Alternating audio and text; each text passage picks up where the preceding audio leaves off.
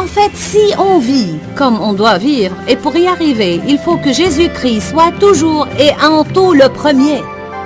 Restez avec nous dans Jouissez de votre vie.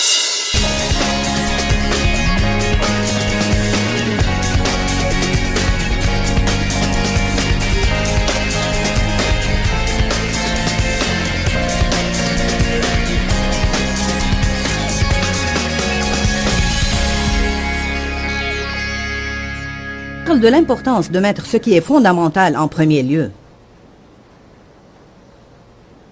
Je crois que l'une des raisons pour lesquelles les gens n'ont pas, je dirais même que l'une des raisons principales pour lesquelles les gens n'ont pas ce qu'ils veulent dans leur vie, c'est parce qu'ils ne gardent pas ce qui est fondamental en premier lieu. On confond toujours nos priorités. Dans le monde où nous vivons aujourd'hui, il y a tant de choses qui nous viennent de partout, tout le temps. Tant de tentations, tant de différentes façons pour s'y prendre, tant de différentes choses auxquelles se donner. Certaines sont de mauvaises choses et on sait bien les éviter, mais certaines sont bonnes. Et parfois, on doit apprendre à dire non à de bonnes choses. Parce que même les bonnes choses peuvent confondre vos priorités. Ce qui est une première priorité pour quelqu'un d'autre peut être un problème pour vous. Vous devez faire attention à ne pas vous passionner à faire ce que tous les autres font. Vous devez faire ce que le Seigneur vous guide à faire. Colossiens chapitre 1, 17 dit « Il est avant toute chose. » Et je pourrais vous dire que s'il était avant tout, alors ça veut dire qu'il doit être plus important que tout. Et toutes choses subsistent, sont maintenues et unies en lui. Eh bien, quelle parole frappante. Jésus maintient tout ensemble. Wow. Même pour les personnes qui ne le savent pas, Jésus maintient leur tout ensemble. Vous ne pouvez pas avoir un bon mariage si Jésus ne le tient pas uni. Vous n'allez pas avoir de bons rapports personnels avec qui que ce soit si Jésus n'est pas au-dedans à diriger et guider ses rapports. Vos finances vont être un fouillis sans Jésus. Votre intelligence sera un égarement sans Jésus. Vos émotions seront un bouleversement sans Jésus. Tout sera un désordre sans Jésus. Il était avant toute chose et toutes choses proviennent de lui. Tout est maintenu par lui. Ce Jésus m'a l'air important. Verset 18. Il est la tête du corps qui est l'Église. Il est le commencement. Le premier-né d'entre les morts, afin que seul, en tout et à tout égard, il tienne le premier rang, soit premier et ait prééminence. Laissez-moi vous demander, qui a une Bible amplifiée avec lui ce soir? Certains savent l'amener à mes conférences. Au cas où vous n'avez pas cette traduction, je ne sais pas exactement comment on a traduit le verset 18 dans les autres versions, mais je sais que la Bible amplifiée amplifie toujours. Je le lis encore une fois, car ce verset, en fait, les deux versets qu'on a déjà lus me ravissent absolument, croyez-moi. Franchement, je m'assieds et secoue ma tête. Il est la tête de l'Église, qui est son corps. Si vous essayez de diriger une église dont Jésus n'est pas la tête, vous avez un gros problème. Autant fermer la porte et jeter la clé et n'y jamais retourner de nouveau, parce qu'il ne va rien s'y passer qui mérite que quiconque y aille.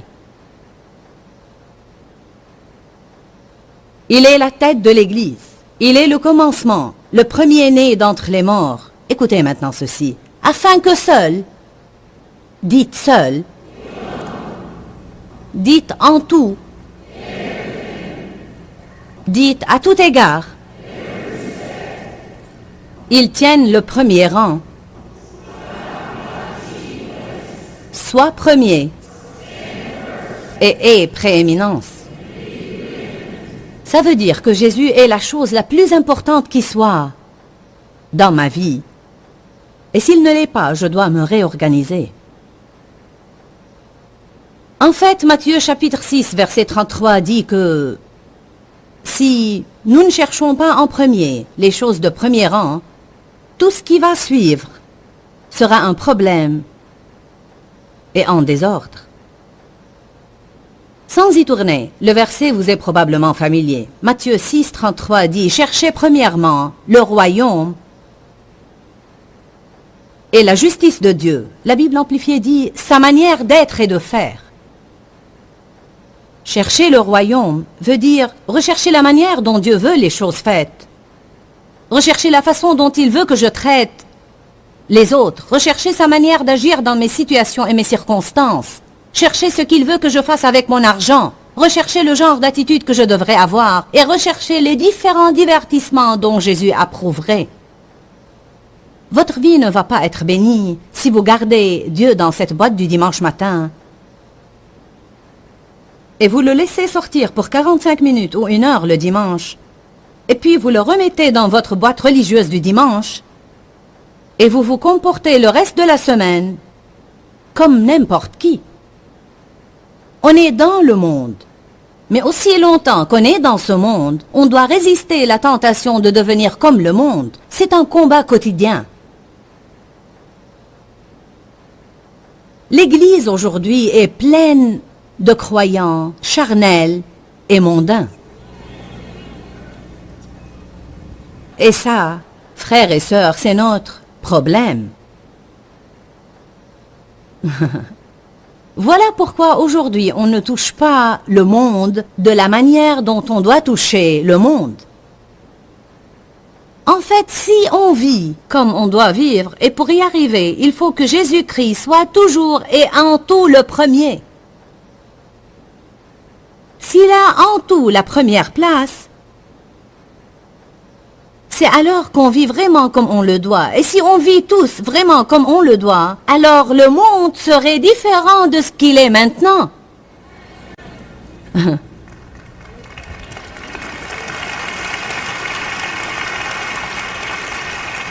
Ce n'est vraiment pas si dur. Chaque personne doit continuellement faire des rajustements pour subjuguer leur chair, pour ne pas laisser leurs émotions les mener et leur intelligence les gouverner. Car la Bible dit « La chair a des désirs contraires à ceux de l'esprit, et l'esprit en a de contraires à ceux de la chair. » Ils se combattent et sont continuellement opposés entre eux. Nous sommes en guerre. Le diable vous déteste. Il déteste votre foi. Il déteste le Dieu que vous servez. Il travaille à plein temps et fait des heures supplémentaires, tout le temps, pour s'assurer que si vous êtes sauvé, que personne d'autre ne le sache.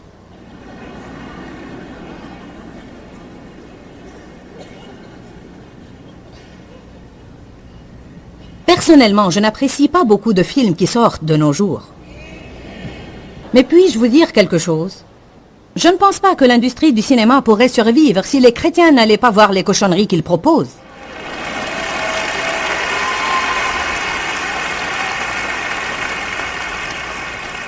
Je ne crois pas que tous ceux qui sont pour l'immoralité pourraient arriver dans les bureaux du gouvernement si les chrétiens votaient convenablement.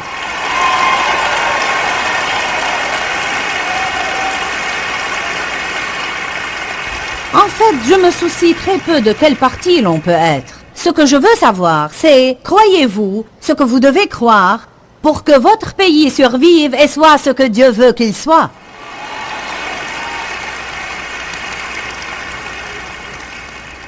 On ne vote pas pour les gens parce qu'ils nous promettent la prospérité et ils nous promettent des emplois. S'ils croient d'autre part en un tas de choses que la Bible condamne formellement. Si chaque croyant s'engageait vraiment à ne plus jamais voter pour qui que ce soit, qui croit en ce que Dieu désigne comme mauvais, ça ne prendrait que quelques années pour pour que le gouvernement retourne entre les mains de Dieu au lieu des mains du diable.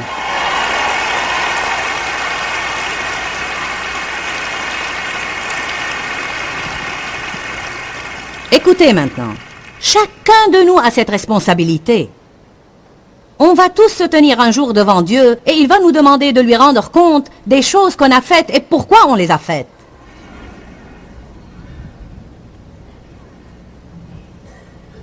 Mettez Dieu en premier.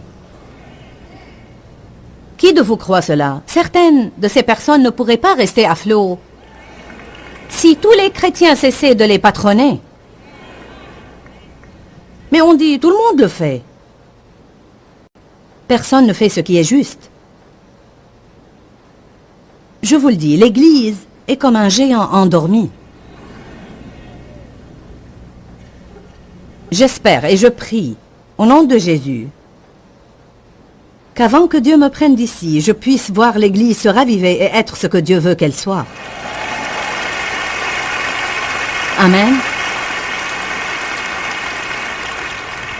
Ça ne se produira que lorsque les croyants, individuellement, dans leur propre vie privée, commencent à mettre Jésus en premier dans tout ce qu'ils font.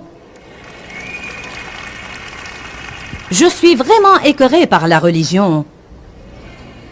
Les personnes hypocrites et pharisaïques qui disent à tout le monde ce qu'il faut faire et ne le font pas eux-mêmes.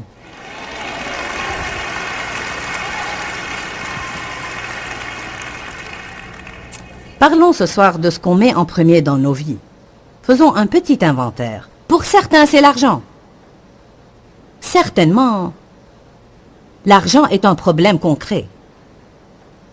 L'argent en soi n'est pas mauvais, mais la Bible dit que la racine de tous les maux, c'est l'amour de l'argent. Vous voyez, si j'aime Dieu plus que mon argent, alors je peux faire avec mon argent ce que Dieu me dit d'en faire. Mais si j'aime mon argent plus que j'aime Dieu, alors quand Dieu me parle de mon argent, je vais agir comme si je n'entendais pas s'il me disait de faire quelque chose que je ne veux pas faire.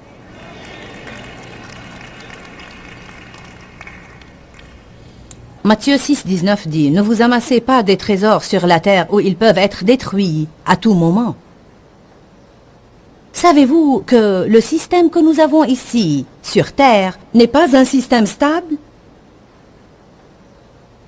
La Bible dit de ne pas mettre notre espérance dans des richesses incertaines. Je n'ai rien contre avoir de l'argent, mais vous ne pouvez pas y placer votre assurance. Vous pouvez le perdre. Il peut disparaître. Le système entier peut s'écrouler à tout moment. Et l'argent n'aurait plus aucune valeur. Vous pouvez passer toute votre vie à placer de l'argent dans le marché des actions et tout à coup, il n'a plus aucune valeur. La Bible dit que Babylone va être détruite en une seule heure. Allez tous à l'Apocalypse 18.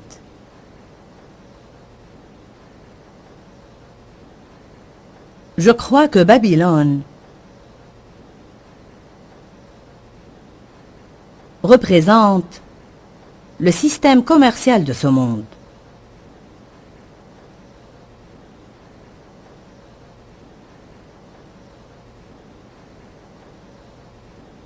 Le verset 1 dit, « Après cela, je vis descendre du ciel un autre ange, qui avait une grande autorité, et la terre fut illuminée de sa gloire. Il cria d'une voix forte, disant, « Elle est tombée, Babylone la grande. Elle est devenue une habitation de démons, un repère de tout esprit impur, un repère de tout oiseau impur et odieux, parce que toutes les nations ont bu du vin de la fureur de sa débauche, que les rois de la terre se sont livrés avec elle à la débauche et à l'idolâtrie. » Que tout le monde dise idolâtrie. Nous allons parler plus tard de l'idolâtrie. Et que tous les marchands et les trafiquants de la terre se sont enrichis par la puissance de son luxe effréné. J'aurais voulu lire jusqu'au verset 17, mais ça me prendrait trop long. Regardez le verset 11. C'est après la chute de Babylone. Et les marchands de la terre pleurent et sont dans le deuil à cause d'elle, parce que personne n'achète plus leur cargaison.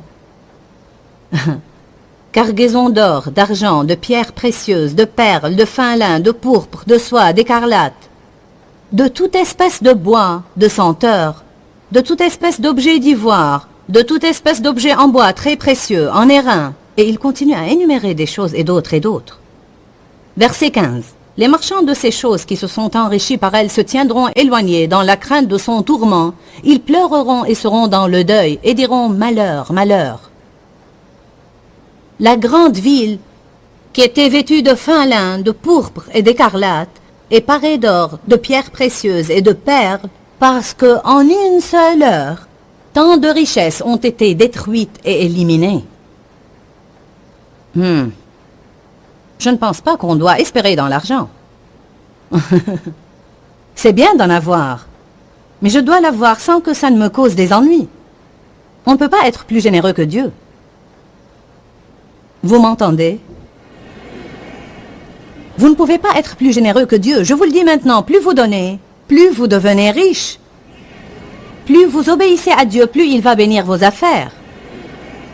Plus vous faites pour les autres, plus les autres vont faire pour vous. Vous passez votre temps à prendre soin de vous-même et économiser tout ce que vous pouvez obtenir. Vous investissez tout sur cette terre et essayez de gagner de l'argent. Vous travaillez tout le temps pour en faire encore plus. Je vous le dis en ce moment, vous n'aurez jamais rien. Ou si vous en avez, vous n'aurez aucune joie. Vous ne pourrez pas l'apprécier. Mais si vous mettez Dieu en premier, mettez Dieu en premier.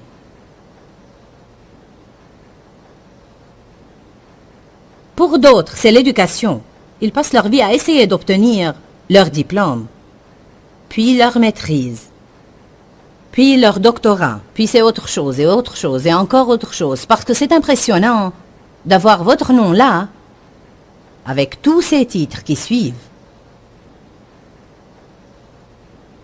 C'est bien, je ne suis pas contre l'éducation, je crois que l'éducation est bonne. Allez à 1 Corinthiens 1.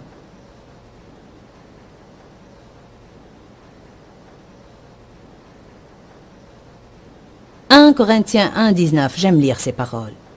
Car il est écrit, je confondrai et je rendrai nul et je détruirai la sagesse des sages, la philosophie des philosophes, l'intelligence des intelligents et le discernement des éclairés. Je les rendrai nuls et les anéantirai et les détruirai complètement. Où est le sage, le philosophe, où est le scribe, le docteur, où est l'investigateur, où est le logicien, où est le raisonneur de ce siècle? Le Seigneur n'a-t-il pas convaincu de non-sens et de folie la sagesse du monde? En fait, je dirais qu'on voit très clairement aujourd'hui que la façon de faire du monde et ses systèmes ne marche pas. Quel chambardement on a de nos jours! Quelle confusion incroyable et absolue on vit! Quand les adolescents ont peur d'aller à l'école, quand les gens ont peur de conduire à cause de la rage de la route, quand quelqu'un se gare sur votre propriété et vous êtes effrayé de leur demander de partir car ils pourraient sortir un pistolet et vous tuer. Dieu merci pour le nom de Jésus. Que le nom de Jésus est une tour forte et que le juste y accourt et s'y trouve en sécurité. Je suis bien content d'être protégé par le nom de Jésus. Amen.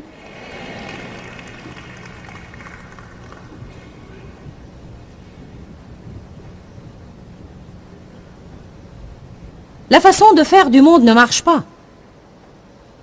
Alors les comités s'installent et discutent pendant des heures et des heures comment résoudre les problèmes. C'est très simple. Lisez les 10 commandements et obéissez-leur.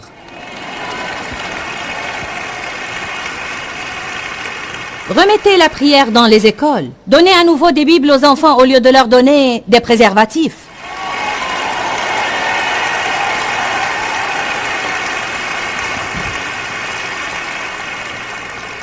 Affichez les 10 commandements à nouveau sur les murs.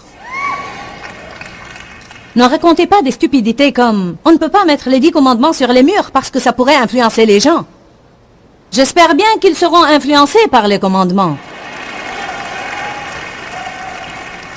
Ils ont besoin d'être influencés par quelque chose. Les chrétiens ne peuvent franchement pas s'asseoir et s'endormir et dire « Ah bien, nous ne savons pas quoi faire. » La moindre des choses qu'on puisse faire, c'est prier. La deuxième chose qu'on peut faire, c'est de cesser de nous comporter comme si le problème était insoluble car on sert un Dieu puissant. Et rien n'est impossible à Dieu. Dieu peut faire tout ce qu'il veut. Si un nombre suffisant de nous le lui demande, on va voir le Seigneur agir. Et je vous le dis, quand Dieu agit, quand il se lève et dit « j'en ai assez »,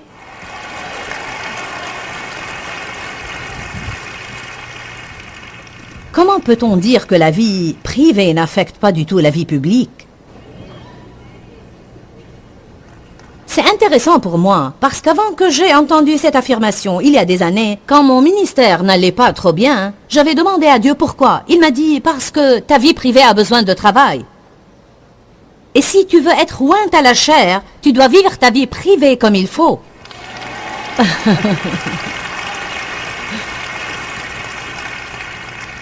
Mon Dieu, si seulement je pouvais apprendre aux croyants comment vivre de la manière dont il faut qu'ils vivent. Est-ce que vous réalisez l'attention qu'on recevra du monde entier si on commençait à vivre vraiment comme on est censé vivre?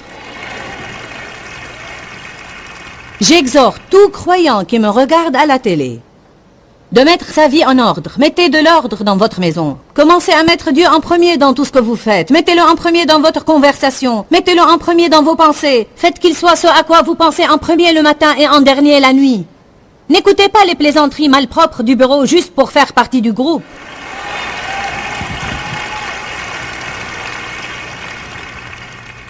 Chacun de nous doit se lever et être compté. On doit cesser d'attendre que quelqu'un d'autre fasse ce qui est droit.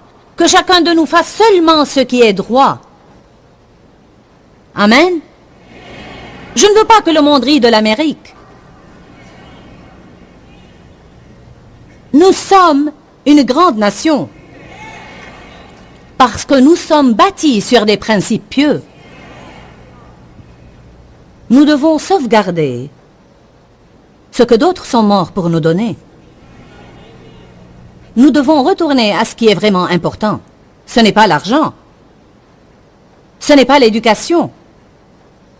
Je ne dis pas sois illettré, je crois que nous devons être bien instruits. Mais en fait, 1 Corinthiens chapitre 8 verset 1 dit « La connaissance enfle, mais l'amour édifie ». Je crois que marcher dans l'amour devrait être une plus grande priorité qu'obtenir un diplôme. Laissez-moi vous poser une question. J'ai eu cette pensée et je l'ai notée sur mon cahier. Qu'est-ce qui se passerait dans notre monde d'aujourd'hui si on exigeait de chaque personne, quand elle sort du lycée, d'aller à l'université pendant 4 ans pour étudier comment marcher dans l'amour?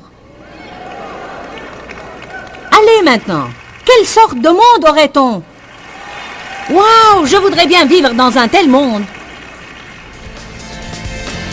où les gens doivent étudier comment être chrétiens. Bien, aujourd'hui, nous avons parlé de l'importance de mettre les choses primordiales au premier rang.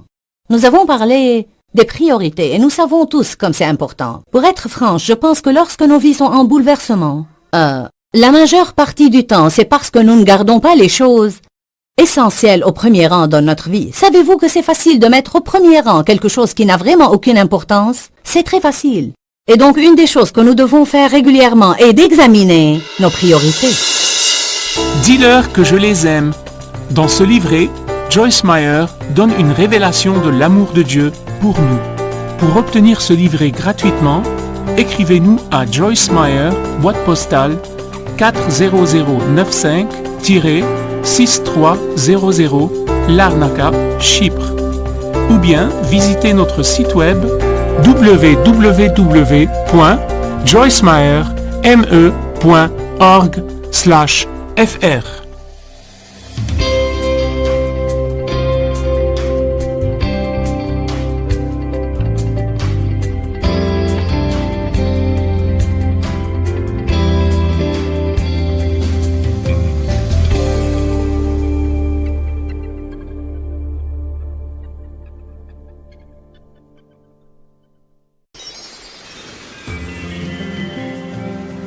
Quand vous êtes entouré de monde, vous devez développer une discipline si vous voulez avoir du temps avec Dieu.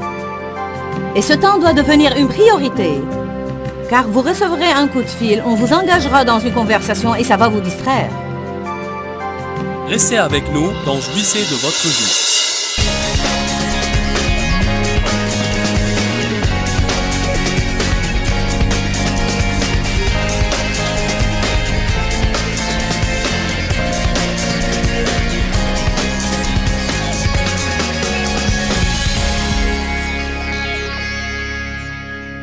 Je vous le dis en ce moment, toute personne qui met Dieu en premier dans votre argent, dans votre temps, dans vos conversations, dans vos pensées, en premier dans vos décisions, autant le marquer à travers votre vie.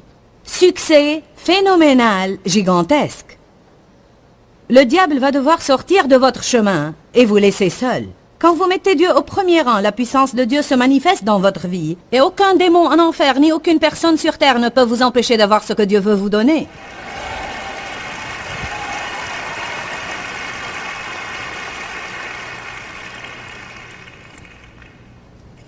Je me tiens ici ce soir, non pas parce que je suis spécial, mais parce qu'en réalité, ma vie était dans le pire chambardement qui soit. J'avais une mauvaise attitude, j'avais une grande bouche. Je ne pouvais pas avoir de pensée positive à la suite. Je n'aimais personne et personne ne m'aimait. J'ai subi des sévices dans mon enfance. J'étais pleine d'amertume, rancunière, implacable. J'avais déjà eu un mauvais mariage qui m'a aigri encore plus. J'ai été née de nouveau encore enfant. Mais je n'ai eu aucune éducation chrétienne. Je vous félicite ce soir parce que vous êtes ici à l'école. Vous êtes en train d'obtenir une vraie maîtrise.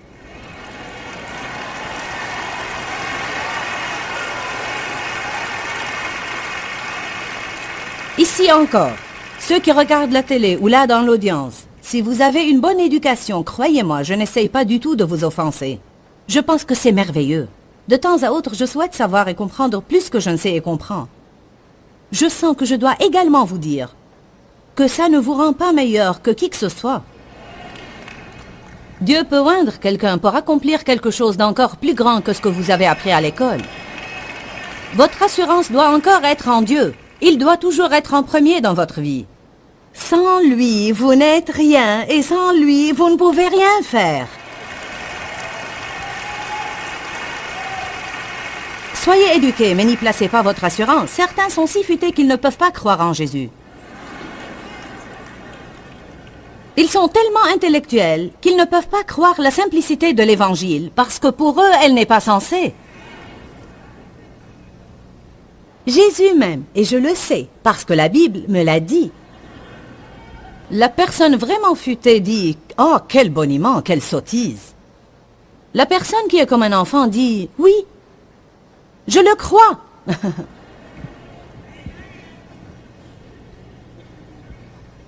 1 Corinthiens 13:2 « Et quand j'aurai toute la science et toute la connaissance, si je n'ai pas l'amour, je ne suis rien. » Ne me parlez pas de vos diplômes, mais de votre marche dans l'amour. Marchez-vous dans la charité? Comment traitez-vous les autres?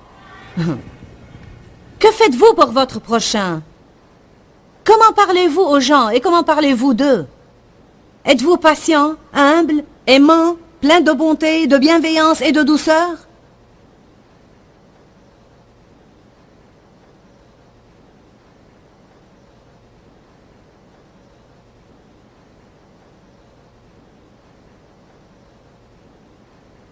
Beaucoup échouent leur chrétienté parce qu'ils ne s'instruisent pas et ne cherchent pas à savoir comment être des chrétiens victorieux. Je le crois de tout mon cœur.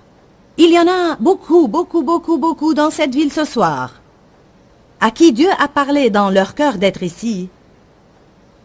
Mais ils ont plus important à faire. Ils resteront spirituellement illettrés. Non pas parce qu'ils ne sont pas venus à ma conférence, je ne veux pas dire ça, mais je parle des personnes qui ne prennent pas le temps. Il y a un investissement à faire. Ah oui, personnellement, j'ai une très belle vie. Je vis toutes les promesses. Je ne suis pas toute seule dans le désert à errer comme un oiseau de proie. Je suis entrée dans la terre promise. Amen. Je n'y suis plus à tourner autour de ces montagnes stupides encore et encore et encore. Il y a vraiment une terre promise. Je l'ai franchie et j'y suis. Je peux vous dire que ça marche. Je l'ai et croyez-moi, je suis très heureuse. J'ai la paix et la joie. Je suis en forme. Je suis en forme la plupart du temps. J'ai mes ennuis comme tout le monde, mais je me sens bien la plupart du temps. On peut tous constater qu'à chaque année que je vis, je parais plus jeune.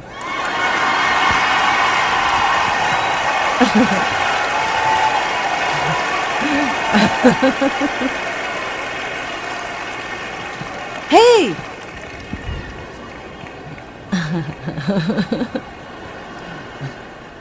Un peu de technologie moderne fait du bien aussi.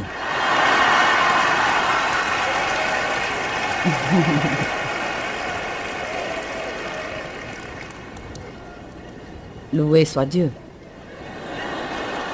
Mais le savez-vous, j'ai mis 25 ans à m'instruire et à m'éduquer comme chrétienne. Bien que je connaisse très bien ce livre et que je peux le citer profusément, je l'étudie tous les jours. Je suis toujours en train de lire, de méditer, d'étudier et d'écouter des cassettes et de saisir tout ce que je peux parce que je sais très bien que tout ce que j'ai acquis, je dois le maintenir.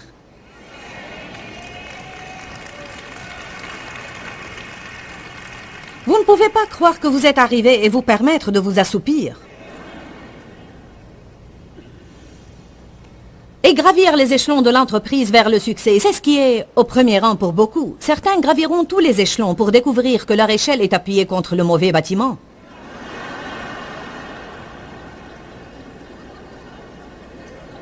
Oups! Je ne suis pas heureux ici non plus. En fait, je suis si stressé et soumis à une telle pression, je voudrais en finir avec la vie. J'ai perdu ma famille. J'ai été mariée 4 fois, ceci et cela et autre chose. Mais je suis le chef de l'entreprise. Mon nom est sur la porte. Tout le monde pense que je suis important. Ils sont loin de se douter qu'à l'intérieur, vous êtes en ruine. Vous pouvez afficher de belles apparences, mais à quoi ça ressemble quand vous dormez le soir? Que voyez-vous quand vous vous regardez dans le miroir? Vous aimez-vous? Aimez-vous ce que vous êtes devenu? Peut-être c'est votre petite amie, votre épouse. Votre mari sont-ils à la première place? Regardons quelques paroles où Paul a averti les croyants. Vous allez rire, mais je rétablirai l'équilibre. Il les a avertis au sujet du mariage. 1 Corinthiens 7.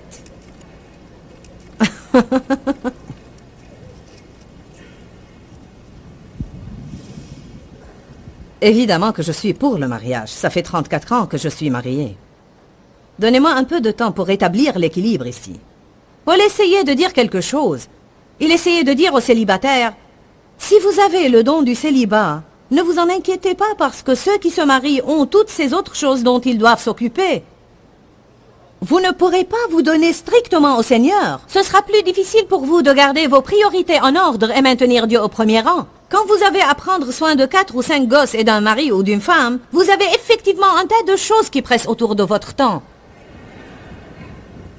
Vous essayez de trouver du temps pour prier, ou même un endroit assez calme pour le faire. Quand j'étais plus jeune, j'ai trouvé un lieu de paix et c'était la salle de bain. Tirez la chasse et faites courir l'eau. Vous ne pourrez rien entendre. Tout le monde pense que vous êtes occupé et vous pourrez dire « Éternel, mon Dieu, secours-moi ».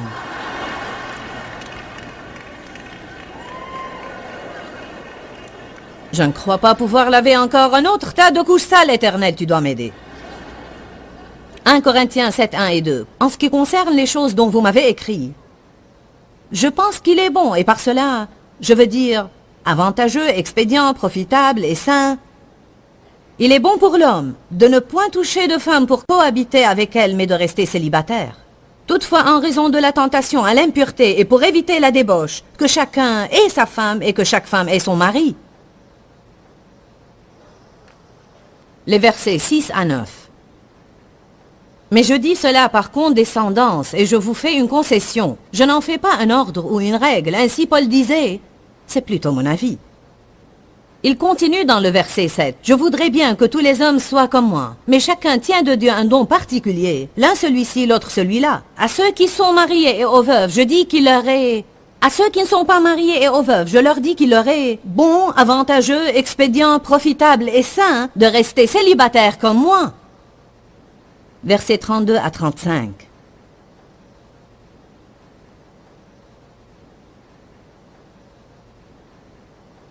Or, je voudrais que vous soyez sans inquiétude et exempts de soucis.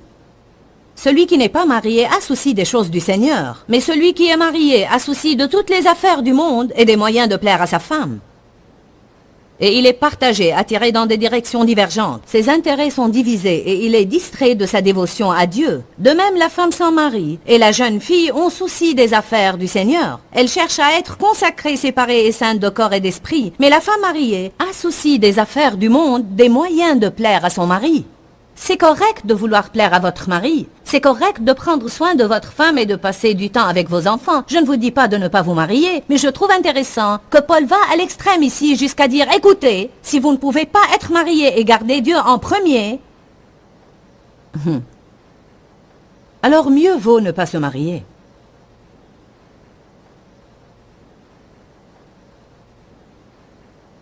Quand Dave et moi nous levons le matin, vous savez, on aime parler ensemble. Et nous entrons dans la salle de bain. Je me brosse les dents et il se brosse les dents. Vous savez, c'est si facile d'entamer une conversation. Mais Dave et moi, nous voulons passer du temps avec Dieu le matin. Parfois, on se dit assez régulièrement même. Ou bien lui le dira, ou c'est moi qui le dirai. Je ne peux pas rester ici et parler plus longtemps parce que je dois avoir mon temps avec Dieu. Quand vous êtes entouré de monde, vous devez développer une discipline si vous voulez avoir du temps avec Dieu. Et ce temps doit devenir une priorité, car vous recevrez un coup de fil, on vous engagera dans une conversation et ça va vous distraire. Vos enfants auront besoin de vous et ça va vous retenir. Apprenez-leur à mettre leurs céréales dans le bol et verser le lait dessus. Dites-leur, je dois aller dans ma chambre et prier et vous avez intérêt à ce que j'y aille, parce que sinon je vous envoie dans la vôtre.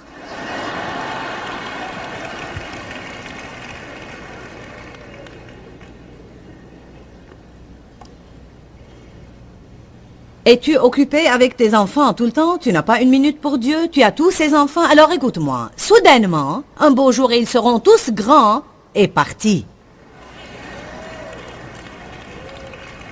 Certains pensent, oh, loué soit Dieu. Je n'ai pas ce problème du nid vide. J'étais personnellement heureuse quand mon dernier est parti. Vous dites quel genre de mère es-tu? Une bonne mère.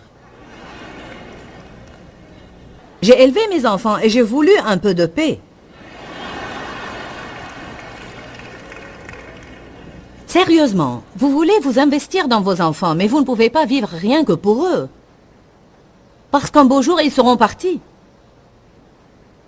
Je pense que ces jours-ci, on laisse parfois les mômes en faire trop, de sorte qu'on est continuellement occupé à gérer un service de taxi pour les amener partout où ils doivent aller. Il y a quelques années, les gens ne faisaient pas tout ce que nos petits pensent qu'ils doivent faire aujourd'hui. Souvent, ce processus de courir partout ne vous laisse pas de temps pour Dieu. Et si vous n'investissez pas du temps pour Dieu, rien ne marchera plus. Êtes-vous en train de bâtir ou de décorer une maison et ça vous garde occupé? Gardez ça aussi dans des limites appropriées. Je connais un homme qui est divorcé et ne sert plus Dieu depuis longtemps. Cet homme aidait dans le ministère de l'hôtel dans mes conférences. L'une des raisons principales pour lesquelles il a récidivé est car il avait commencé à bâtir sa maison et tous les dimanches il travaillait dans cette maison au lieu d'être à l'église. Et subtilement et graduellement, peu à peu, il s'éloignait de plus en plus de Dieu. Laissez-moi vous dire quelque chose. Satan emploiera tout ce qu'il peut pour vous entraîner loin de Dieu et vous garder hors de l'église et hors de la communauté des croyants.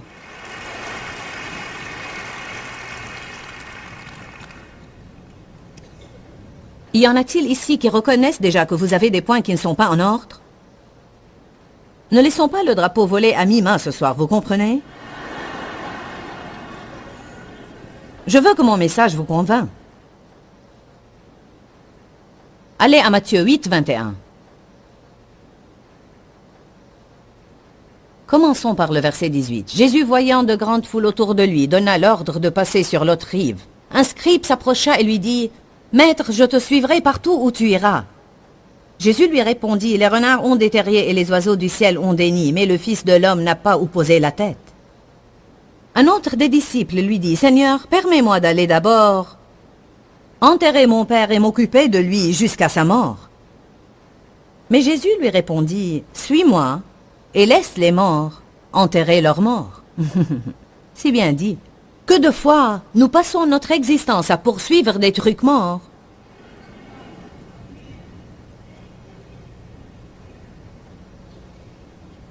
Au lieu de rechercher la seule chose qui peut nous donner la vraie vie. Il y a toujours quelque chose qui peut être premier. Il a dit, je veux d'abord enterrer mon père. Combien aujourd'hui lui disent également, Éternel, je sais que je dois passer du temps avec toi, mais je dois terminer l'université. Éternel, je sais que je dois te mettre en premier, mais d'abord, je dois faire ces 2 boulots supplémentaires, Éternel, et je dois finir la construction de la maison. D'abord, je dois faire ceci, d'abord, je dois faire cela. Oui, Seigneur, je sais que je dois payer la dîme, mais d'abord, je voudrais me procurer ces 2 choses et pouvoir les payer. Je sais que je dois passer plus de temps avec ma famille, mais d'abord, je dois faire ce boulot supplémentaire pour pouvoir payer cette belle voiture que j'ai achetée. Mettez en premier les choses de premier rang. Ce qui doit être premier en tout, c'est Jésus. On peut toujours trouver de quoi s'occuper en premier. Ésaïe 44, 6 dit, « C'est moi le premier, c'est moi le dernier, en dehors de moi, pas de Dieu. » Je veux le redire lentement et je veux que vous le saisissiez. C'est moi le premier, c'est moi le dernier. En dehors de moi, pas de Dieu. 1 Jean 5, verset 21. 1 Jean 5, 21 dit, « Petits enfants, gardez-vous des idoles, des faux dieux. » La version amplifiée dit, « Gardez-vous de quoi que ce soit, et de tout ce qui usurperait dans votre cœur la place qui n'appartient qu'à Dieu, et de toutes sortes de substituts pour lui, qui occuperait le premier rang dans votre vie. » Oula!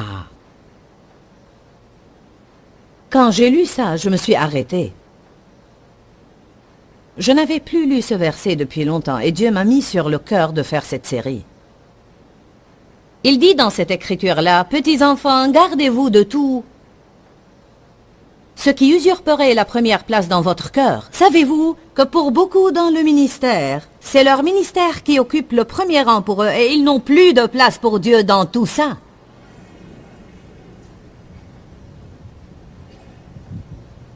Le ministère vous garde très occupé. Quand vous y êtes, il y a toujours quelqu'un qui a une urgence. Il y a toujours un besoin. Il y a toujours quelque chose d'autre dont vous devez vous occuper. Un article en plus que vous devez écrire, un livre en plus que vous devez finir, un engagement de prêche en plus que vous devez prendre, une personne de plus à laquelle vous devez parler. On peut être bien fier de soi parce qu'on travaille pour le Seigneur, pourtant on ne passe aucun temps avec Dieu. Allons donc. Ne pensez pas que vous pouvez vous le permettre car vous avez un titre devant votre nom.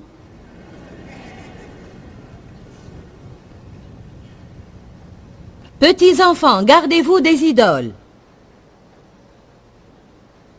De quoi que ce soit et de tout ce qui usurperait dans votre cœur la place qui n'appartient qu'à Dieu, et de toutes sortes de substituts pour lui qui occuperaient le premier rang dans votre vie. Dans Jacques 4, Dieu a dit aux gens qu'ils avaient une liaison amoureuse avec le monde et qu'il était jaloux. Parlons des idoles pour quelques instants, parce que souvent, lorsqu'on parle des idoles, on pense automatiquement « ça ne me concerne pas, je ne me prosterne devant aucune idole ». Peut-être que vous le faites, peut-être pas. Une idole est tout ce qui prend ou usurpe la place de Dieu dans notre vie. Une idole peut être une personne, ça peut être une chose, ça peut être un travail, ça peut être une éducation.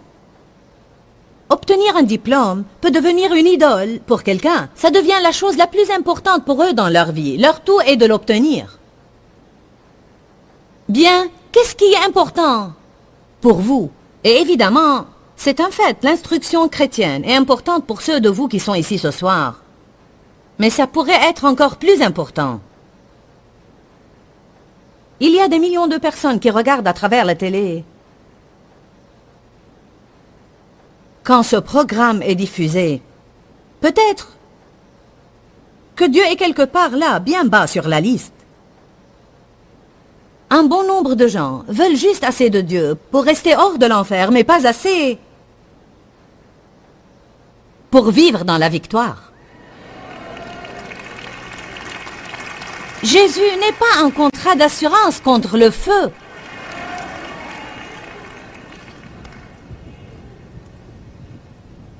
J'ai eu mon contrat d'assurance. J'ai dit oui à l'hôtel. Exode chapitre 20, versets 3 à 5 dit « Tu n'auras pas d'autre Dieu face à moi. » Rien ne doit être en avant de Dieu. C'était le premier commandement. « Tu n'auras pas d'autre Dieu face à moi. » Je crois que le premier commandement était probablement le plus important. « Tu n'auras pas d'autre Dieu face à moi. » Je dois être en tout le premier. Je dois venir en premier lieu. Je dois tenir le premier rang. Je dois avoir prééminence. Pour que la deuxième chose marche, je dois être premier. Pour que le mariage marche, je dois être premier. Pour que les finances soient bénies, je dois être premier. Pour que tu sois en bonne santé, je dois être premier.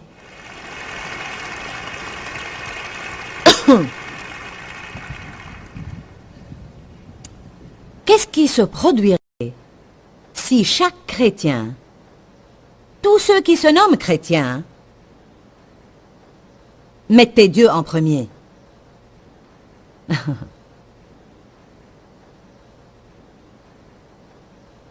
Qu'est-ce qui se produirait si partout où nous allons, les gens nous entendaient dans nos conversations parler du Seigneur? Au lieu de marmonner et de maugréer, de nous plaindre et de jaser comme tous les autres dans le monde.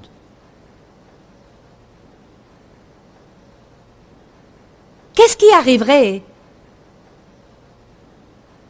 si chaque croyant disait non aux choses qui sont mauvaises et oui aux bonnes choses? Si chaque croyant se spécialisait dans la charité et commençait vraiment à traiter les gens comme Jésus les traiterait?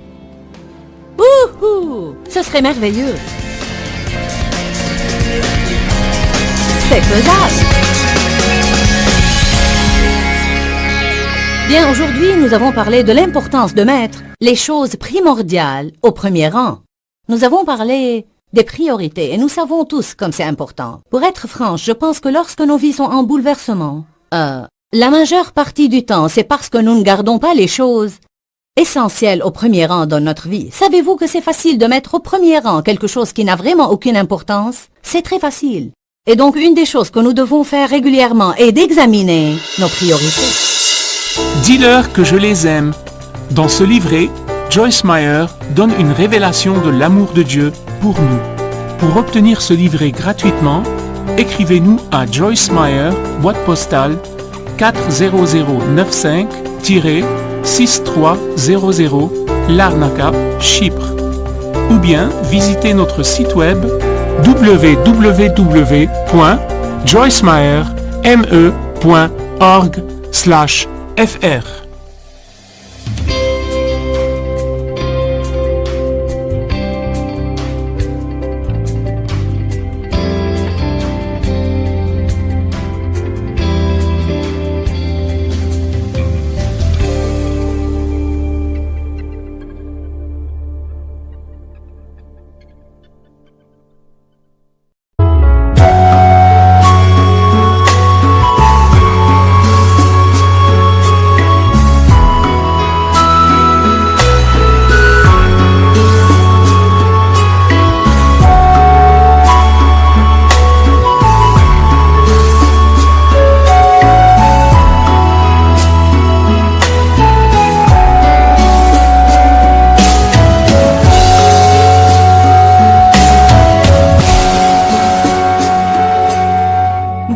khắp phương trời vẫn nhớ tới quê hương.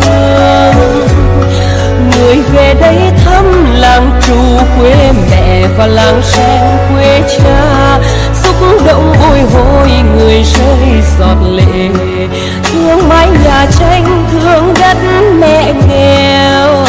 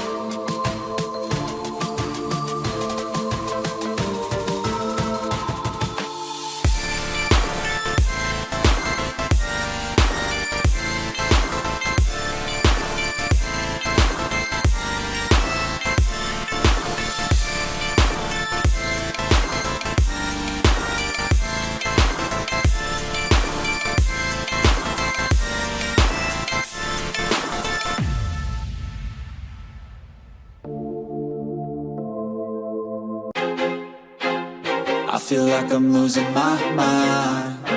Is everybody in the world blind? Please, Lord, give me a sign, a sign. I feel like I'm losing my mind. Is everybody in the world blind? Please, Lord, give me a sign, a sign. I wanna be the greatest. Everybody on the fake shit. I look around and feel like everybody is the fakest. I make this every day and I'm impatient, hoping one day I blow up from the basement. Statement, the top is so vacant. I don't hear shit that I think is amazing. Waiting for my day when I'm playing sold out shows for 1,000 faces. Hey, give me that crown, get in my way and to be put down. It ain't your place, all this my town. If I want that shit, then I'll get it right now. I'm losing it, the noose it fits. I'm losing shit, a stupid myth. You choose to live or choose to dip. You choose to fight or lose your grip and lose a gift. I feel like I'm losing my mind. Is everybody in the world blind?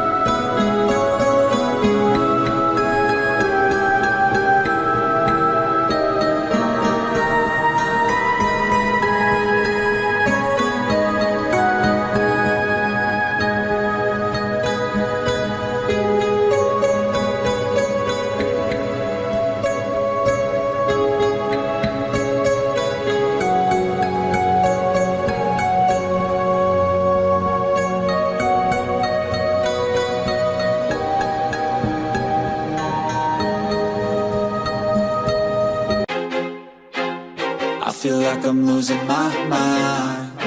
Is everybody in the world blind? Please, Lord, give me a sign, a sign. I feel like I'm losing my mind. Is everybody in the world blind? Please, Lord, give me a sign, a sign. I wanna be the greatest. Everybody on the fake shit. I look around and feel like everybody is the fakest. I make this every day and I'm impatient, hoping one day I blow up from the basement. Statement, the top is so vacant. I don't hear shit that I think is amazing. Waiting for my day when I'm playing sold out shows for 1,000 faces. Hey, give me that crown, get in my way and to be put down. It ain't your place, all this my town. If I want that shit, then I'll get it right now. I'm losing it, the noose it fits. I'm losing shit, a stupid myth. You choose to live or choose to dip. You choose to fight or lose your grip and lose a gift. I feel like I'm losing my mind. Is everybody in the world blind? Please, Lord, give me a sign, a sign. I feel like I'm losing my mind. Is everybody in the world blind? Please, Lord, give me a sign, a sign. Yeah. There's no mercy in this world, just hunger-thirsty persons in different versions, each new update, that shit worsens. Why? Pull back the curtain and you'll see the different vermin. We all have different burdens that all seem to cause disturbance. Yo, so do me a favor, don't treat me like a neighbor. Don't need the different flavors of your problems just to savor.